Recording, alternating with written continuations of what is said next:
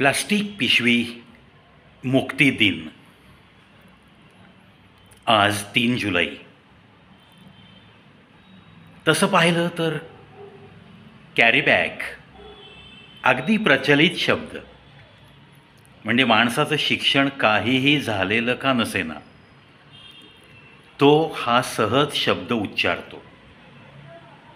अगदी मार्केटमधला सगळ्यात अनपढ, काहीच न शिकलेला एखादा भाजी विक्रेता घ्या, किरकोळ सामान विक्रेता घ्या, तो पण सहज म्हणतो कॅरीबॅगमध्ये देऊ ना. कित्येक वेळा न विचारताच कॅरीबॅगमध्ये तुम्ही घेतलेला माल तुम्हाला दिला जातो. मग ती भाजी असो, ती काही तुम्ही छोटं मोठं पाव किलो अर्धा किलोचं धान्य घेतलेलं असो, काहीही घ्या, तुम्हाला ते पटकन कॅरीबॅगमध्ये पॅक करून दिलं जातं. आणि 1965 साली साधारण या प्लॅस्टिकच्या वारेमाप सुरू झाला पूर्ण जगामध्ये. असं म्हटलं जातं की 5 ट्रिलियन प्लॅस्टिकच्या पिशव्या वापरल्या जातात. मग ही मानवाला लागलेली सवय म्हणजे काय? कुठेही कामाला काही गेलं आणि अचानक काही डोक्यात आलं तर 1-2 वस्तू घेऊन यायच्या. आपसुकच सोबत जर कुठली पिशवी नसेल तर मग कॅरीबॅगमध्ये त्या वस्तू येतात. आता हे जे प्लास्टिक आहे हे आपल्या मानवी शरीराला घातक आहे. प्लास्टिकच्या कपमध्ये चहा पिल्याने, रोज जर या सवयीने तुम्ही 10 वर्ष 5 वर्ष चहा प्यालात तर त्या गरम चहाचा त्या प्लास्टिकवर होणारा असर आणि तुमच्या पोटात जाणारे प्लास्टिकचे कण, यातून आज कॅन्सर, किडनीचे काही विकार, तुमच्या आतड्यांचे काही विकार, हे सगळं वाढत चाललेलं आहे. पण तरीसुद्धा या प्लास्टिकचा वापर कमी झाला आहे का जगभरात? नाही झाला. म्हणजे आज जगभरात वापरलं जाणारं प्लास्टिक याचा जर एकत्रितरित्या विचार केला तर त्याचं डिकॉम्पोजिशन होण्यासाठी, ते संपूर्णपणे नष्ट होण्यासाठी 100 वर्षापेक्षा जास्त वर्ष लागू शकतात. इतकं हे घातक प्लास्टिक तुम्ही आम्ही वारेमाप त्याचा वापर केल्याने ते वापरात आलेलं आहे. आणि मग ज्याचा वापर होतो त्याचं मॅन्युफॅक्चरिंग पण वाढतं. हा एक साधा नियम आहे. त्याप्रमाणे त्याचं मॅन्युफॅक्चरिंगसुद्धा प्रत्येक देशामध्ये, प्रत्येक जिल्ह्यामध्ये, प्रत्येक राज्याकडून मोठ्या प्रमाणात त्याचं वारेमाप मॅन्युफॅक्चरिंग सुरू झालं. आज अगदी साधी गोष्ट, माझ्या एका मित्राने याच्यावर आर्टिकल लिहिले, त्याच्यात वाचनात आलं की खूप छान, मला तो मुद्दा आवडला. मांस मच्छी खाणाऱ्या लोकांसाठी खास हा मुद्दा आहे. बाजारात जेव्हा तुम्ही काही चिकन, मटन, फिश असं आणायला जाता तेव्हासुद्धा एक काळ असा होता की लोक घरातला स्टीलचा डबा त्या शॉपमध्ये घेऊन जायला कधीही लाजायचे नाहीत. म्हणजेच चिकन, मटण आणि फिश आणण्यासाठी घरातला एखादा डबा नेणं हे आजकाल कमीपणाचं लक्षण मानलं जातं. आणि मग कॅरीबॅगमध्ये आपसुकच जे काही लागतं त्या कुटुंबाला, जितकं काही ते आणणार आहेत मांस मच्छी, ते आपसुकच कॅरीबॅगमध्ये आणलं जातं. म्हणजे त्या दुकानापासून घरी येण्यासाठी लागणारा कालावधी हा केवळ 10 ते 15 मिनटं, मोठ्या शहरांमध्ये हा एक अर्ध्या तासापर्यंत जाऊ शकतो. ह्या एका जुजबी कामासाठी जर मांस मच्छी खाणाऱ्या लोकांनी मनात आणलं तर कितीतरी प्लास्टिकच्या पिशव्या आपण वाचवू शकतो. आता याच्या खोलात जाऊन मी जसं सांगितलं तुम्हाला की वारेमाप त्याचा जेव्हा उपयोग सुरू झाला आफ्टर 1965, आता हे 2025 आहे, म्हणजे एवढ्या वर्षात वापरलं गेलेलं प्लास्टिक अजूनही डिकॉम्पोज झालेलं नाही हे निश्चित आहे.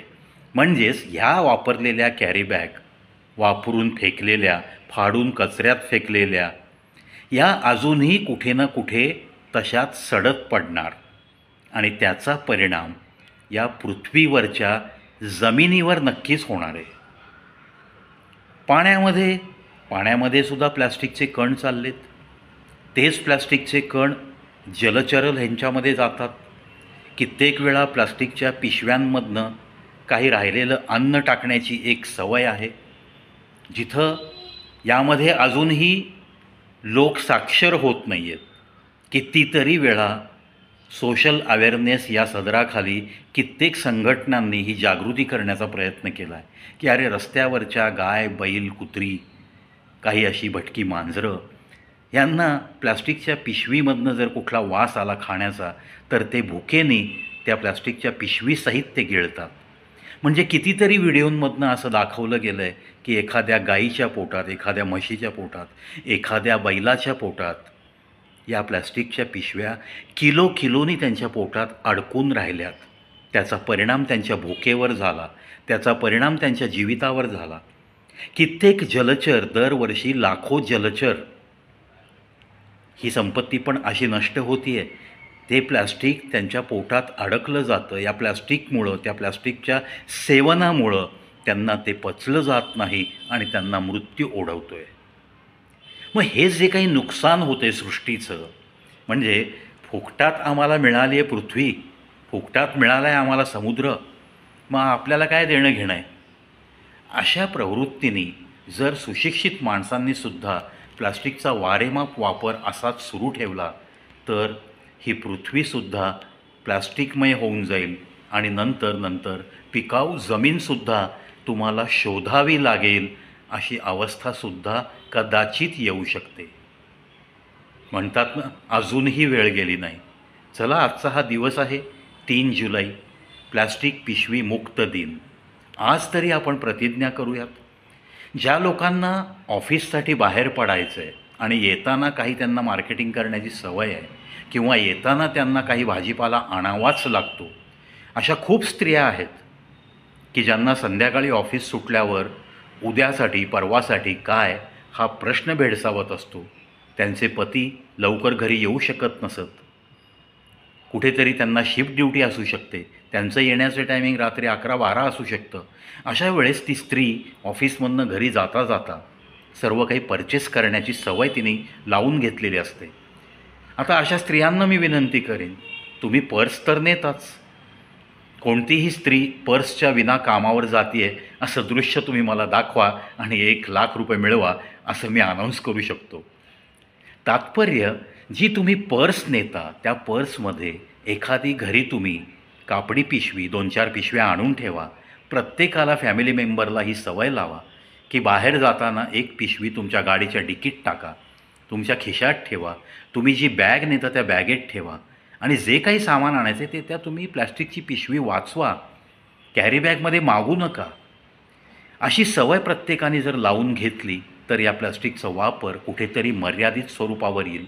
याच्याही पुढे जाऊन मी सरकारला आव्हान करेन, तुम्ही आता प्लास्टिक वापरावरती ठराविक मायक्रॉनच्या पिशव्या दिसल्या तर त्याच्यावरती रेट टाकली जाते, त्या व्यक्तीवर केसेस होत आहेत, दंड होतो आहे त्यांना. पहिला दंड कमी, दुसरा जास्त, तिसरा जास्त, नंतर मग इम्प्रिझनमेंटसुद्धा. असे सगळे तुम्ही क्लॉजेस नक्की केलेले आहेत. स्पृहणीय बाब आहे ती, त्यासाठी मी प्रशासनाचं अभिनंदन नक्की करेन. पण मला असं वाटतं की जर हा कॅरी बॅगचा वापर टोटली बंद करता आला, तसा काही कायदा बनवता आला आणि मॅन्युफॅक्चरिंगच जर संपूर्णपणे बंद केलं, अर्थात त्या एकाच मॅन्युफॅक्चरिंगवरती जर कुटुंब काही अवलंबून असतील तर त्यांचं पुनर्वसनसुद्धा प्रशासनाने नक्की विचाराधीन ठेवावं आणि मग असा कडक कायदा जर अंमलात आणला तरच ही वसुंधरा, ही पृथ्वी, हे आपल्याला मोफतमध्ये मिळालेलं सुंदर मानवी जीवनसुद्धा चांगल्या रीतीनं जगवत या पृथ्वीलासुद्धा अजून काही वर्ष, अजून जास्तीत जास्त वर्ष येणाऱ्या पिढीसाठी आपण ती चांगली अबाधित ठेवू शकतो. प्लॅस्टिकचा हा विषय घेताच वृक्षारोपणाचा पण विषय मी सांगून ठेवतो. मित्रांनो, प्रत्येकाने आपल्या आपल्या वाढदिवसाच्या दिवशी जरूर तुमच्या ट्रॅडिशनल पद्धतीने, तुमच्या आवडीच्या पद्धतीने मित्रांमध्ये वाढदिवस कसाही साजरा करा.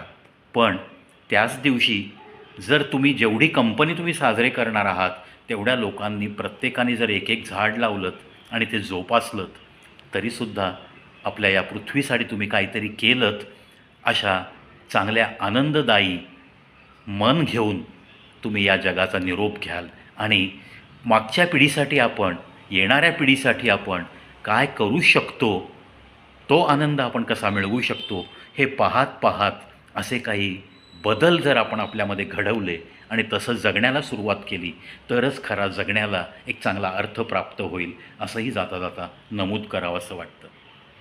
प्लास्टिक पिशवी मुक्ती दिन 3 जुलै. आज या अनुषंगाने या विषयावर थोडंसं बोलावंसं वाटलं, म्हणूनच हा व्हिडिओ खास तुम्हा सर्वांसाठी.